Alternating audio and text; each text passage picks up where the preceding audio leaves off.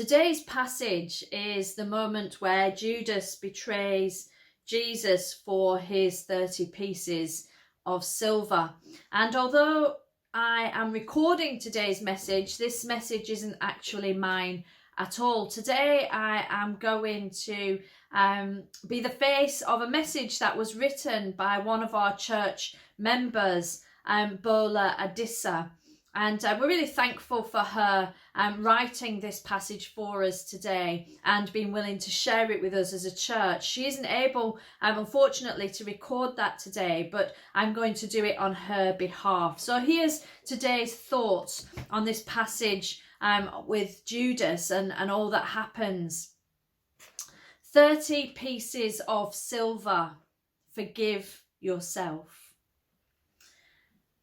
I write today, says Bola, based on the inspiration I have about the account of the disciples of Jesus Christ, Simon Peter and Judas Iscariot, taken from Matthew 26 and 27 from the Bible. Peter and Judas betrayed Jesus Christ. That is a known fact. The difference was that Peter was able to forgive himself and move on.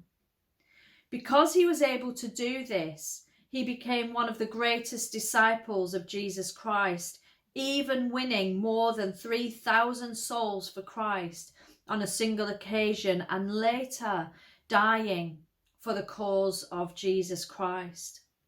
Let's look at the similarities in both of these experiences.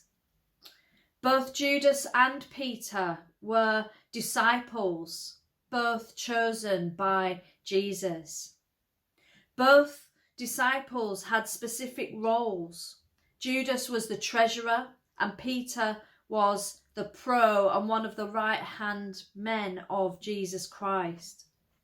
Jesus Christ predicted that they would betray him, and both knew this.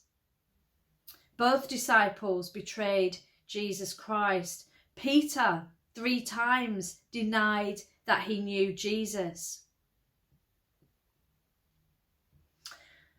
Because of Peter's position and being closer to Jesus than the others, one could argue that Peter's betrayal held more gravity and had the potential to hurt Christ more.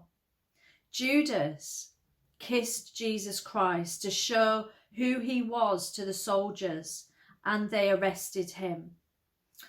I don't believe that this was a determining factor in the grand scheme of things. If Judas hadn't done it, anyone else could easily have pointed out Jesus Christ to the soldiers. Both disciples repented and felt remorseful at what they had done. Peter cried, whilst Judas even sought to return the 30 pieces of silver given to him to betray Christ. But the similarities, they end here. Judas repented, but he could not forgive himself and subsequently committed suicide. Peter repented, accepted God's forgiveness, forgave himself, and became one of the greatest preachers. Here's how I see it, writes Bola. There's nothing that I could do to my parents that they won't ever be able to forgive me. Therefore, there is nothing that you have done, are doing, or will ever do that would be unforgivable by God. That's the whole essence of the death of Jesus Christ. He forgave you and me by dying on the cross of Calvary. Whether or not you believe and accept this is entirely down to you. So, over to you. Will you, like Peter, accept God's forgiveness?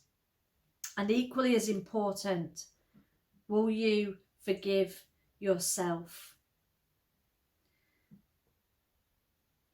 Friends, today the point that our friend Dr. Bola makes is really a very important one. 2 men both betray Jesus. One is able to accept the forgiveness of God and move on with their life, and the other isn't. And Judas's life ended in that moment. Friends, will you today too, as Bola encourages us, will you accept all that Christ has done through his death and resurrection? And will you, like Peter and not like Judas, accept the forgiveness of God and move on into all that God has for you this day?